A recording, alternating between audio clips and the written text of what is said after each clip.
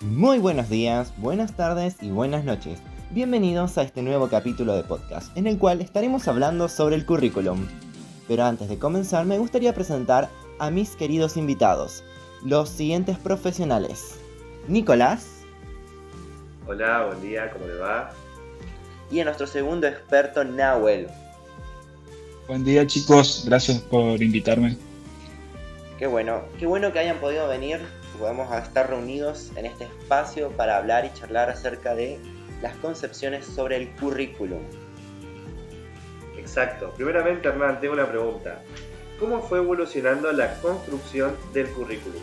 Qué interesante esto que me preguntás, y es muy importante como para dar una introducción a la temática. Fíjate que podemos pensar en 3 momentos claves de la evolución del pensamiento sobre el currículum. Uno de los momentos, el primero, se da en la primera mitad del siglo XX y tiene un carácter reformista que se enfoca en transformar lo que se está enseñando en la escuela. En este momento van a intervenir una serie de supuestos y propósitos pedagógicos, sociales y políticos. Y de estos van a salir 3 enfoques.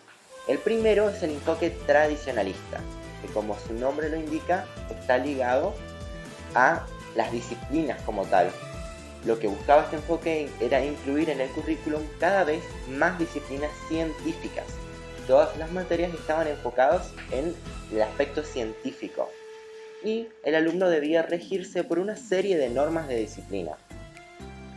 Por otro lado, y en contraposición, tenemos al enfoque progresista de la mano de John Dewey, y su enfoque era modificar el currículum para formar a las personas para una sociedad democrática y buscando siempre la interacción entre el individuo y la sociedad.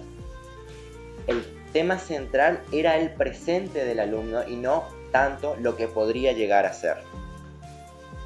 Y era una teoría de un enfoque bastante desestructurado. Y por último, tenemos el enfoque de la eficiencia social, que viene de la mano de Franklin Bobbitt y Charters.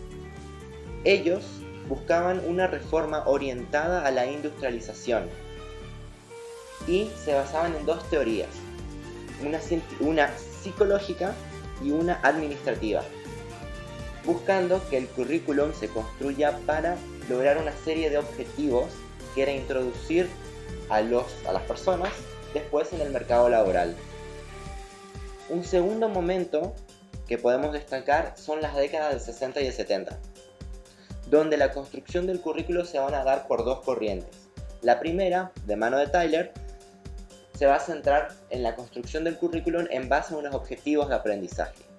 Y por otro lado, de la mano de Joseph Schwab y Lawrence Stonehouse, vamos a tener la construcción del currículum en base al lenguaje de la práctica.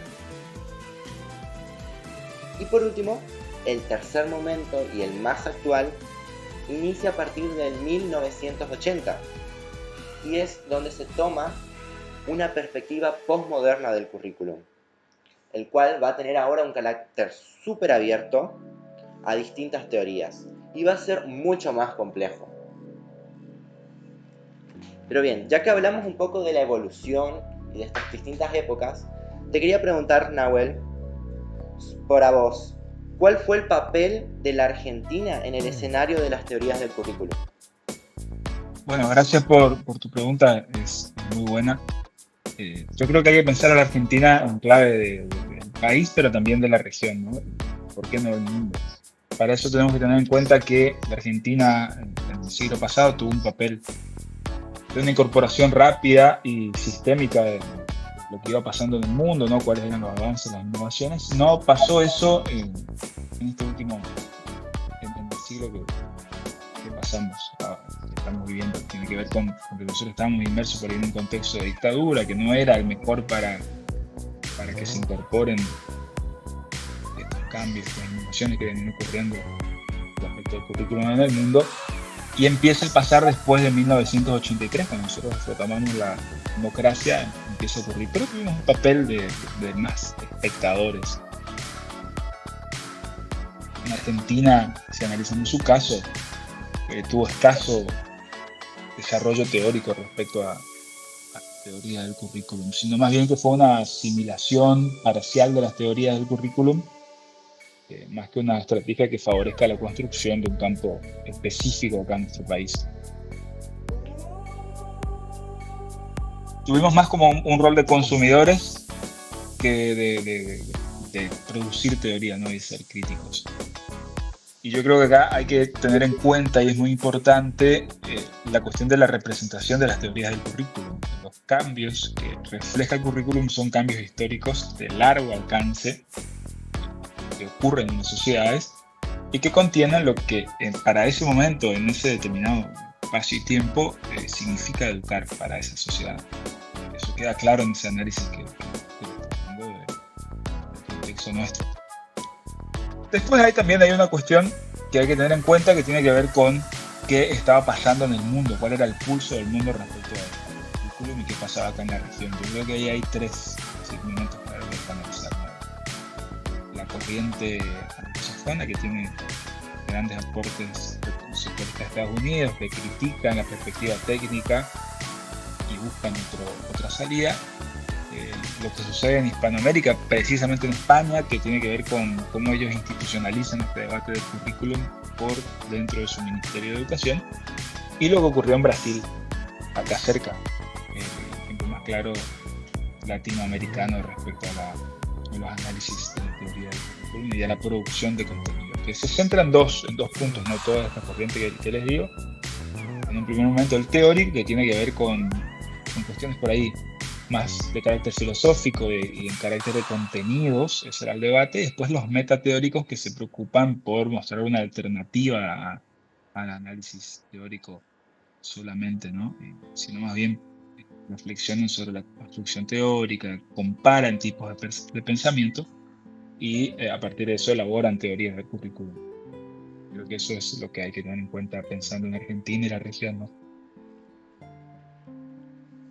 Bien, qué interesante todo esto del papel de la Argentina. Yo destaco mucho la poca influencia que tenemos con respecto al currículum en la época de dictadura, un momento muy complicado para la Argentina y se ve reflejado en nuestra querida educación. Exactamente. Bueno, Nico, ya que estamos en el tema, ¿nos querés contar un poco qué opinas vos acerca de los enfoques del currículum? Claro, Hernán. Son 4. Primero, el currículum como programa de contenido. Es una visión tradicionalista, se centra en la transmisión de conocimientos únicamente.